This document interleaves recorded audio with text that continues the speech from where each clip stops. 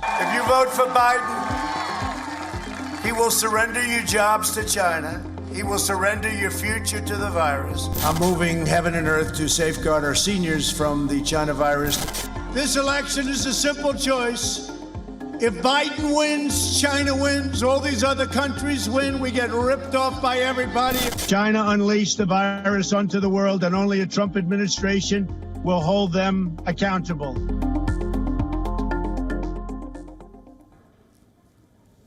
He pointed fingers at Joe Biden for his son's business dealings with China. He said Joe Biden will surrender American jobs to China. He said a victory of Joe Biden will be a victory of China, and that only the Trump administration can hold China accountable for the pandemic. But now the US president's own link with China has hit his campaign like a bombshell. The report was published in the New York Times. It reveals how Trump's business history is filled with overseas financial deals, and some of them involve the Chinese state. The US president is said to have spent an entire decade pursuing unsuccessful deals with China. Will these findings compromise Trump's case?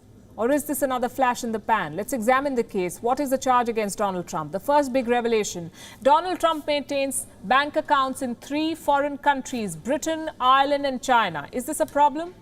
For some reason, the accounts are not mentioned anywhere in Trump's public financial disclosures. What's there to hide? The Chinese account is controlled by the Trump International Hotels Management. Between 2013 and 2015, it is said to have paid more than $188,000 in taxes. This money was paid in China to get licensing deals.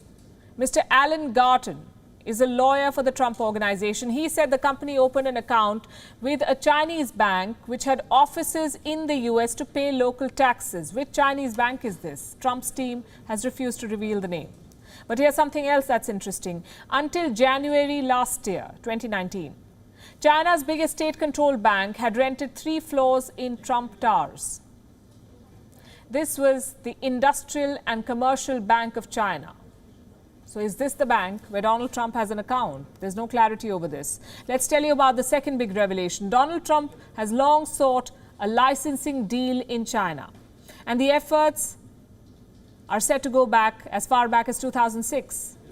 Donald Trump is said to have filed trademark applications in Hong Kong and mainland China. And here's the interesting bit. Most of the approvals by the Chinese regime came after he became the president of America. In June 2017, China approved 9 Trump trademarks it had previously rejected. The headline is on your screen. Then in 2018, China granted 18 more trademarks to Donald Trump. And for his daughter Ivanka Trump's personal businesses, the approval came after Ivanka had joined the White House staff. What you see on your screen are images of a few trademarks that were approved by the Chinese regime for the president and his daughter.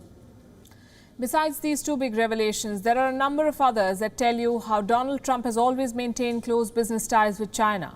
In 2008, Trump pursued an office tower project in China that never got off the ground. In 2012, his business efforts escalated with the opening of a Shanghai office. The same year, Donald Trump's tax records show that his company claimed $84,000 in deductions for travel costs, legal fees, and office expenses. In 2016, a shell company run by a Chinese couple bought 11 units for $3.1 million in a Las Vegas tower co-owned by Donald Trump. And shortly after he won the election in 2016, Trump reportedly sold a Manhattan penthouse for $15.8 million to a Chinese-American businesswoman.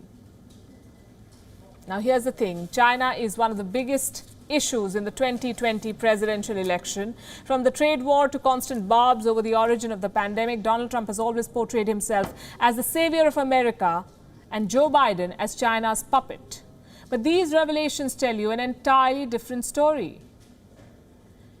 They show how both men may have just been equally guilty of the same crime. Both of them have had close business links with the Chinese state, and none of them can act holier than thou. I think sometime in the future, China and the United States will absolutely have a great trade deal, and we look forward to that. Thank you for watching Gravitas on WION's YouTube channel. If you want to stay up to date with what's happening around the world, then subscribe to our channel and don't forget to like and share. Thank you very much for watching WION. World is One.